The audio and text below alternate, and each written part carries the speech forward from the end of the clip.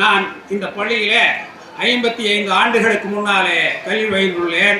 அப்பொழுது 1வதிலிருந்து 5வதற்கும் இந்த பள்ளியிலும், உயர்நிலைப் பள்ளியிலே 6, 7, 8, 9 ஆகிய 4 வருடங்களும் ஆக மொத்தம் 9 ஆண்டுகள் நான் 9வது வரை படித்திருக்கிறேன். நான் படித்த பொழுது நமது அன்பிற்குரிய விஜயலட்சுமி டீச்சர் அவர்கள் ஆதி சூடி சொல்லிக் கொடுத்தது இன்றும் எனக்கு நினைவுக்கு வருகிறது. 2ஆம் வகுப்பில் ஜாதி இரண்டொழிய வேறில்லை, சாற்றுங்கால் நீதி வலுவா நெறிமுறையில் மேதினியில் இட்டார் பெரியோர், இடாதார் இழிகுலத்தோர் பட்டாங்கில் உள்ளபடி என்று எமக்கு சொல்லிக் கொடுத்த மாரிமுத்து வாத்தியார் அவர்களையும் இன்றைக்கு நான் நினைவு கூறுகிறேன். அடுத்தபடியாக, நன்றி ஒருவருக்கு செய்தக்கால் அந்நன்றி என்று பெருங்கோள் என வேண்டாம், நின்று தளரா வளர்த்தெங்கு தாழ்வுண்ட நீரை தலையாலே தாழ்ந்தருதலால் என்று சொல்லி கொடுத்த நடராஜ் வாத்தியார் அவர்களையும் மறக்க முடியவில்லை. அடுத்தபடியாக 4ஆம் வருடம் படிக்கும் பொழுது எனக்கு ஞாபகம் வரவில்லை. 5ஆம் வருடத்தில் நமது மண்ணின் மைந்தர் மணிமகுடம் அன்புக்குரிய மணிவாத்தியார் அவர்கள் தேனாய் தீன்பழமாய் அமலம் தானாய் அன்பொருளே இனிக்கின்ற தனிப்பொருளே வானாய்க்கால் அனலாய் புனலாய் அதில்வாழ் புதியாய் ஆனாய் தந்தனையே அவள் ஆறுமுகம் தந்தனையே என்று சொல்லி வரிகளை இன்றும் நினைவு கூறுகிறேன். அடுத்தபடியாக 5ஆம் வகுப்பு முடிந்து 6ஆம் வகுப்பிற்கு அங்கு செல்லும் போது ஒரு அதிசயம் காத்திருந்தது, ஒரு அதிர்ஷ்டம் காத்திருந்தது. அதுதான் நமது அருகாமையிலே உள்ள சேருவிடத்தை சார்ந்த தமிழ் ஆசிரியர் ஆசான் நமது பழனிசாமி வாத்தியார் ஐயா அவர்கள் இன்று அவர்கள் நம்மிடையே இல்லை என்றாலும் அவர் குற்றால குறவஞ்சியிலே அந்த பாடம் எடுத்த நினைவுகள் என் மனதை இன்றும் ஆர்ப்பரித்திருக்கிறது. வானரங்கள் கனி கொடுத்து மந்தியோடு கொஞ்சும், மந்தி சிந்து கனிகளுக்கு வான்கவிகள் கெஞ்சும், காணவர்கள் வெளியெறிந்து வானவரை அழைப்பார், கவன சித்தர் வந்து காயசிக்கு விளைப்பார், தேனருவி திரைகழுந்தி வானின் வழி ஒழுகும், செங்கதிரோன் பறிக்காலும் தேர்க்காலும் வழுகும், குடநிலம் பிறை முடித்த வேணிகலங்காரர் குற்றால திரிகூடும் மலையங்கள் மலையே என்ற பாடல் வரிகள் மறக்க முடியுமா? அடுத்ததாக 7ஆம் வகுப்பிலே அவரேதான் ஆசிரியர்.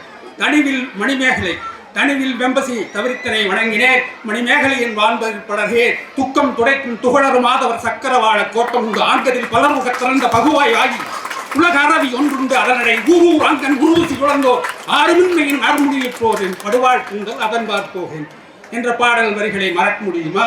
அடுத்தபடியாக விவேக சிந்தாமணியிலே தண்டாமரையின் உடல் பறந்தும் தந்தே நுகரா மண்டூகம் வண்டே காணத்திடையிருந்து வந்தே கமல மது உண்ணும் அரியார் புல்லர் நல்லோரை கண்டும் கழித்தும் புறவாடி தம்முள் கலப்பர் கற்றோரே என்ற பாடல் வரிகளை மறக்க முடியவில்லை.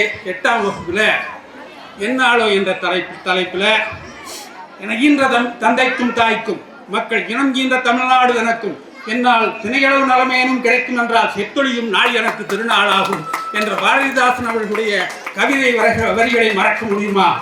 அடுத்தபடியாக 9ஆம் வகுப்பிற்கு அடியெடுத்து வைத்தோம். அப்பொழுது நமது 9ஆம் வகுப்பு சென்றவுடனே நமது உயர்நிலைப் பள்ளியிலே ஆண்டு விழா நடைபெற்றது. அந்த ஆண்டு விழாவில் நமது அருமை நண்பர் குமாரசாமி அவர்களும் நானும் ஒரு ஓரங்க நாடகத்திலே பங்கேற்றுக் கொண்டோம். அந்த நாடகத்தின் பெயர் வீர சிவாஜி. அவர் பிரதான மந்திரி, நான் மன்னர். அவர் என்ன சொல்வார் தெரியுமா? மன்னா, நான் என்ன என்று கேட்பேன். தாங்கள் தாழ்ந்த ஜாதியாம் அரசியலை அறிய மாட்டீர்களா? தாழ்ந்த ஜாதி அரசியலை அறியாதவன் யார்? தானும் நானும் ஒன்றரை கண்டு தன்னையே தந்த மன்னன் சிவாஜி தாழ்ந்த ஜாதியா? மன்னர் குலத்தில் பிரவாதவன், பரம்பை உரிமை இல்லாதவன், மானம் காக்கும் குடியானவன் மகுடம் தாங்க முடியாதா? தற்சாரிய தந்த புறவியில் அமர்ந்து ஆற்றிருந்த சிவாஜியை கண்டு நாட்டுக்குடைய நலவன் என்றும் ஓட்டு முழங்கும் மன்னவன் என்றும் ஆரத்தி எடுத்த மக்கள் எங்கே? அதன் ஓரத்தில் நின்று கொண்டு வெற்றி விரட்டும் அதன் தாளத்தை அனுபவிப்போம் என்று காத்திருந்த இந்த ஆணவக்காரர்கள் எங்கே? உரையை விட்டு வாழை எடுத்த ஊருகமும் மராட்டியம் என்றே முழங்கி இறையெடுக்க துடித்த வேங்கை போல் எங்கே பகைவர் என்று தேடி கரை மடியாது அன்னை நாட்டை காப்பேன் என சூழரைத்து இந்த நாடு என் சொந்த நாடு, இந்த மக்கள் என் சொந்த மக்கள், உயிரினும் இனி என் மக்களுக்காக ஓடினேன், வாழ்கொண்டு சாடினேன், வெற்றியே நாடினேன், பகை தேடி வல்ல மட்டும் உரிமையுண்டாம் முடிசூட்டிக் கொள்ள தடை செய்வாரா? என்னையா கேட்டார்கள் நீ யார் என்று? எவன் இந்த மண்ணுக்கு சொந்தக்காரனோ, எவனது ரெட்டியில் ரத்த திலகம் திகழ்ந்து கொண்டிருக்குமோ அவனை பார்த்து வாழ வந்த வஞ்சகர் கூட்டம் மக்களின் மடமையை கொண்டே வளரும் கூட்டம் கேளிரை செய்வதாம் கேள்வி. தாழ்ந்த ஜாதி அரசியலை அறியாதவர் அதோ புரந்தர் போகாதீர்கள், படைபலம் அதிகம், கோட்டைகள் முன்னால் தடைகளும் அதிகம் என்று ஒரு நாள் என்னை ஒற்றந்தெடுத்தான். இடுப்புடிந்தோரலாம் இல்லத்தில் இருங்கள், கோடைகள் விலக, வீரர்கள் வரட்டும் ஏறும் முன்னேறுகின்ற ஏக்காடமிட்டு பகைவர்தலைகளை கரீன கொய்து முரசம் அளித்ததே அந்த கோட்டை இதுதான். அதோ ராஜகிரி ஆடுவார் ஆட்டும் பாடுவார் வாற்றுமாய் அந்நியர்களித்திருக்க, என்னடா முடியும் முன்னால் என்று எதிரிகள் கொக்கரிக்க, இதுவும் முடியும் முன்னில் இன்னமும் முடியும் என்று நான் வாழெடுக்க, பெட்டைய கூட்டம் உள்ளம் கலங்க மராட்டிய மண்டல மக்கள் கழிக்க நான் கட்டிக்காத்த கோட்டை இதுதான்.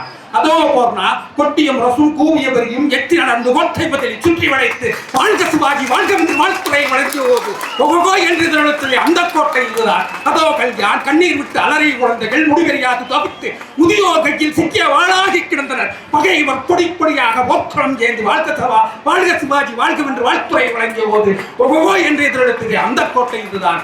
கரையான் புத்தன்ன கரு நாகங்களுக்கு மட்டும்தான் சொன்னவோ அடியட்டும் கோட்டைகள் இடியட்டும் மதிர்ச்சோர்கள். இத்துடன் என்னுடைய உரையை முடித்துக் கொள்கிறேன்.